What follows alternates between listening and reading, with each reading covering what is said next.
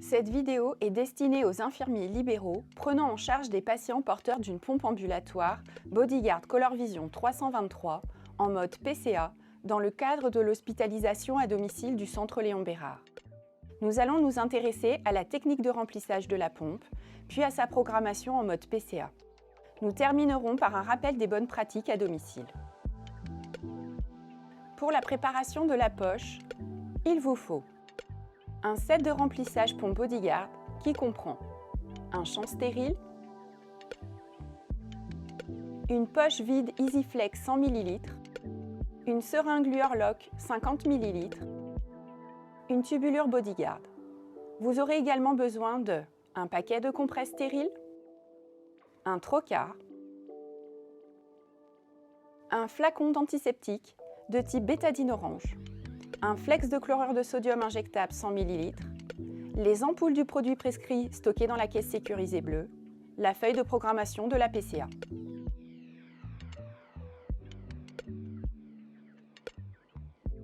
Nettoyez votre plan de travail à l'aide du spray désinfectant fourni par l'HAD et réalisez un lavage des mains avec une solution hydroalcoolique dans le respect du protocole d'hygiène des mains. Prélevez la quantité de produits prescrits précisée sur la dernière ligne de la feuille de programmation et sur la prescription médicale de stupéfiants.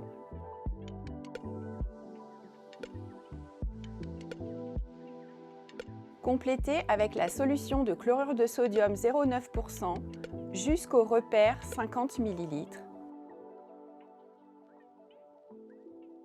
et injectez dans la poche vide.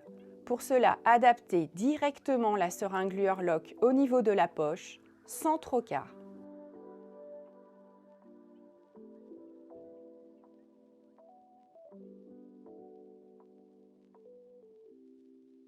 Complétez avec du chlorure de sodium pour obtenir un volume total dans la poche de 100 ml.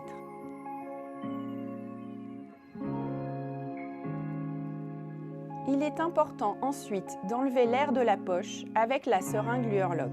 Pour cela, retournez la poche, puis aspirez.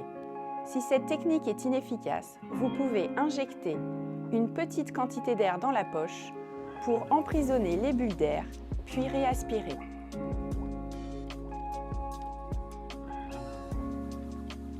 Connectez le prolongateur à la poche remplie en utilisant l'autre sortie après avoir cassé la protection. Vous devez impérativement procéder à l'identification de la poche. Pour cela, collez sur la poche préparée une étiquette que vous remplirez en mentionnant le nom du produit administré, sa quantité, la date et l'heure de préparation, ainsi que le nom du préparateur et une étiquette comportant l'identité du patient. Vous trouverez ces étiquettes dans le classeur HAD du patient.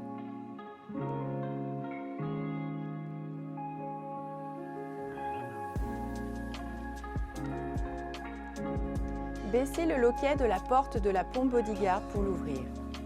Insérez le détrompeur Lego noir dans le logement du capteur de pression à droite. Puis insérez le localisateur anti-extension disque bleu à gauche. Fermez la porte de la pompe complètement. Pour mettre la pompe en tension, maintenez la touche marche-arrêt pendant 3-4 secondes. Si l'écran affiche programme continu, maintenir pendant 3-4 secondes la touche rouge pour modifier le mode. Faites défiler les différents modes avec les flèches jusqu'à trouver le mode PCA, puis validez avec la touche verte. Si l'écran affiche PCA, le mode PCA est en cours, validez avec la touche verte. Procédez à la purge du perfuseur. Pour cela, sélectionnez dans le menu « Purge » et validez avec la touche verte. Entrez le volume de purge, environ 8 ml, et validez. Attention, cette étape ne s'effectue que lorsque le perfuseur est déconnecté du patient. L'écran de la pompe affiche le statut de purge. Lorsque la purge de la tubulure est terminée, l'écran précédent sera affiché. Sélectionnez « Programmer perf » et entrez les différents paramètres de la programmation. La concentration. Si l'écran affiche l'unité millilitre/heure, appuyez sur la touche rouge pour obtenir l'unité milligramme par millilitre. Entrez la valeur et validez avec la touche verte. Continuez de la même façon avec les valeurs du débit continu, du bolus de la période réfractaire ou verrou dose. Pour activer limite dose, appuyez sur le bouton rouge et entrez 1 heure, puis validez. Entrez ensuite la valeur en milligrammes. Il s'agit de la dose maximale par heure si le patient effectue tous les bolus possibles. Pour terminer, entrez le volume de la poche en millilitres.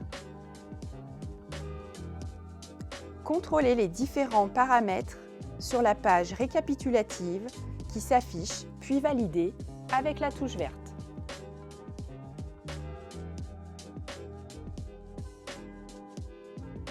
Après avoir vérifié la perméabilité de la voie d'abord, branchez la tubulure au plus près du patient en utilisant des compresses imbibées d'antiseptique.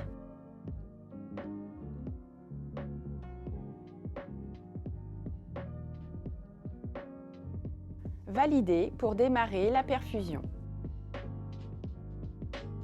Vous devez maintenant tracer la mise en route ou le changement de la poche directement sur la feuille de programmation en remplissant le tableau, sur la fiche de surveillance PCA qui se trouve dans l'onglet « Pompe ambulatoire » du classeur HAD du patient et enfin sur la feuille de température.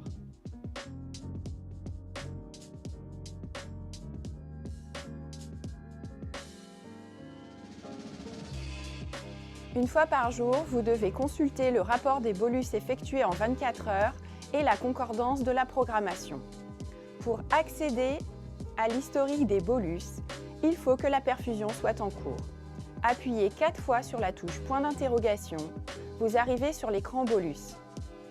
Remettez à 0 en appuyant sur la touche 0 et en rentrant le code utilisateur confidentiel. Validez avec la touche verte. Notez sur la feuille de surveillance PCA le nombre de bolus reçus et le nombre de bolus tentés. Si le patient effectue plus de 10 bolus par jour ou s'il n'est pas suffisamment soulagé, appelez le médecin coordonnateur de l'HAD. En cas de nouvelle programmation, vous devez changer les paramètres modifiés par le prescripteur. Pour cela, mettez la pompe en pause en appuyant sur la touche rouge, puis maintenez la touche rouge pendant 3-4 secondes pour accéder au menu. Validez avec la touche verte, rentrez le code confidentiel utilisateur. Allez sur Programmer perf et validez avec la touche verte. La pompe demande s'il s'agit d'un nouveau patient, puis d'une nouvelle poche. Appuyez sur la touche rouge à chaque fois pour invalider. Changez ensuite les paramètres au fur et à mesure du programme défilant en fonction de la nouvelle programmation. Attention, la modification d'un seul des paramètres de la programmation doit faire l'objet d'une nouvelle prescription médicale.